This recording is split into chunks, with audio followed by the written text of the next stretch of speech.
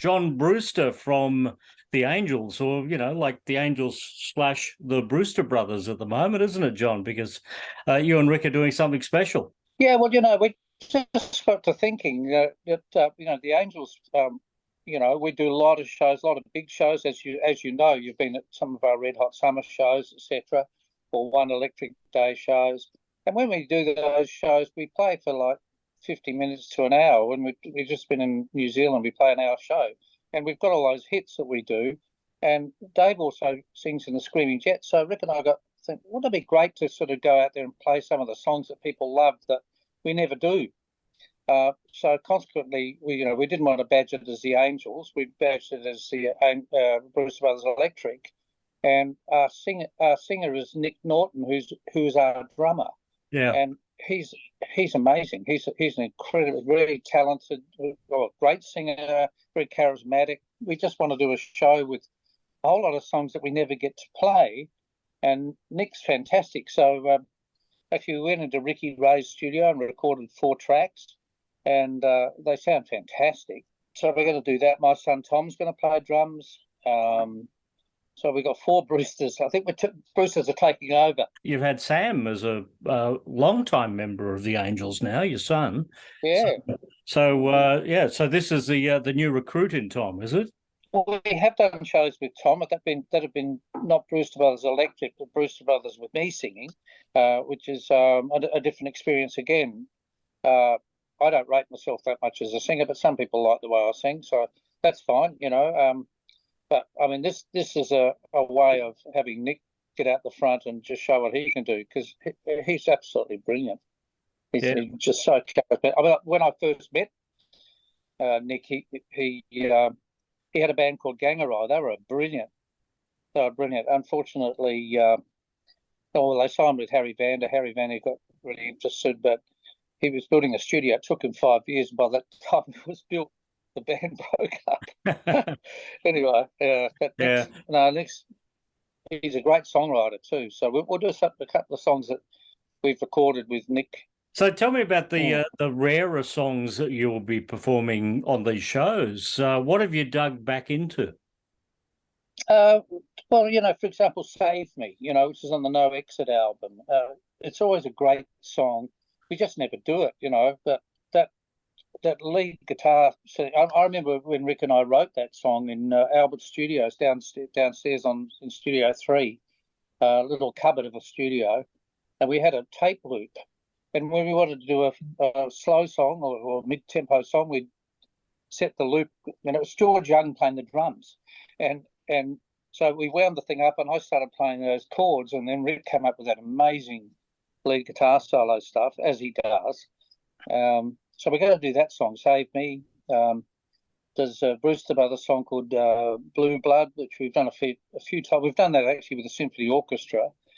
Our symphony shows, the Symphony of Angels shows, which, by the way, we're coming to the Palais Theatre in Melbourne in June this year. The rare Angels songs that you haven't got to perform. I'm quite surprised when you say you haven't done Save Me all that often, because, my recollection of that song was that it was quite a big song in its day. Yeah, that's right. Well, that's the thing, you see, because we don't, with Dave, most of these shows we do, you play an hour, or 50 minutes to an hour.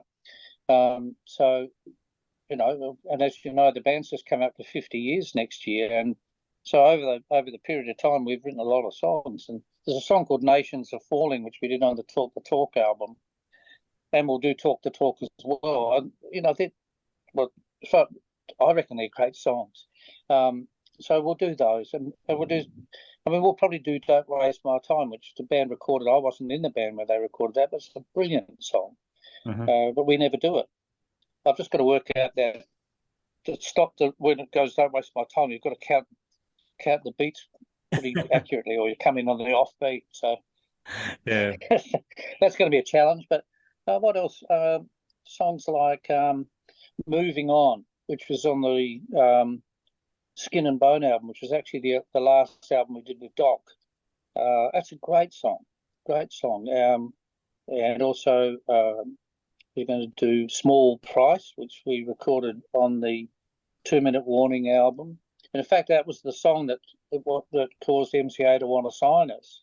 Wow. And we did a demo of it, and they loved it, and so they signed us. They flew me over to LA, and we had a chat and signed up with them. And then we went in the studio to record the song properly. And like often happens in this business, the demo was way better, but we released the other version. But the demo was actually fantastic. So that happens in bands. I remember talking to George Young, and the same thing happened with George and Harry. They'd have demos that they reckon were better than what they ended up releasing. So that's another song we're doing. I haven't got the list in front of me. But yeah. Songs like When the Time Comes, which when I left the band at the end or the beginning of 1986, Rick and I had written that one, and the band recorded that on, I think, the Howling album. And that's a great song to do. It's pretty powerful. I mean, this isn't going to be a softer version of the Angels. It's going to be probably harder edged. You've had the opportunity over the last decade or so to actually do full album shows. Is that going to continue in the future? I don't think so. I mean, we sort of regarded that trilogy of Face to Face, No Exit, and Darkroom as a very special trilogy of those days. So we called it, what do we call it?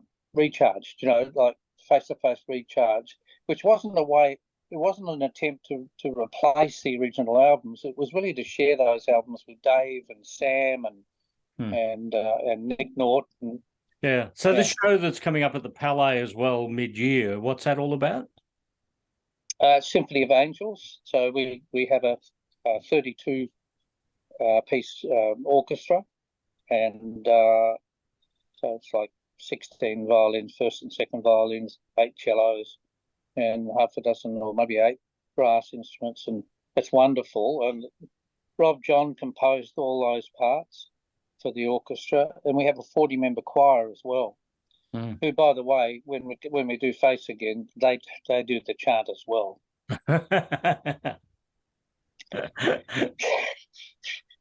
And I think actually quite a number of the people in the orchestra do the same thing.